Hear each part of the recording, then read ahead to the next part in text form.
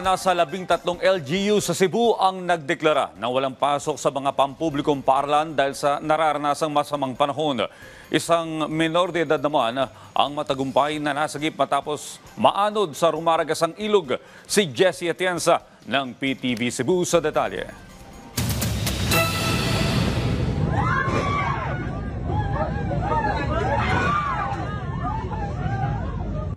Nakunan pa ng video ng isang pasahero kung paano inalog ng malalaking alon ang kanilang sinasakyang fast craft vessel na naglayag mula sa Bohol papuntang Dumaguete City linggo ng umaga.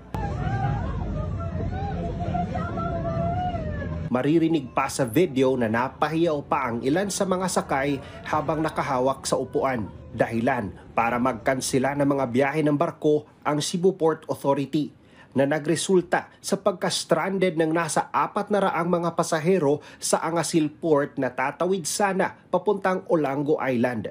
Agad namang binisita ni Lapu-Lapu City Mayor Jonard Ahong Chan ang mga pasahero at kinamusta ang kanilang sitwasyon. Rumesponde din ang disaster team ng LGU para ma-check ang mga pasahero, lalo na ang mga senior citizens. Nagdeklara naman ng cancellation of classes kahapon para sa mga pampublikong paaralan ang nasa 13 LGU sa lalawigan ng Cebu. Kabilang na ang Mandaue City, Lapu-Lapu City at Cebu City.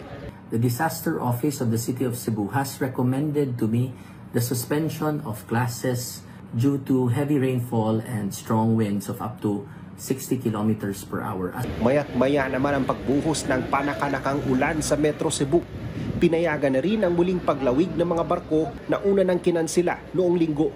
Kaya naman, wala nang pila sa mga ticketing booths sa labas ng Cebu Port Authority Terminal 1. Sinadya namang agahan ni Nanay Ami ang pagbili ng tiket papuntang Ozamis. Ayaw niyang maabutan ng traffic dahil sa mayat-mayang pag-ulan. Ay, ang traffic din ng ulan.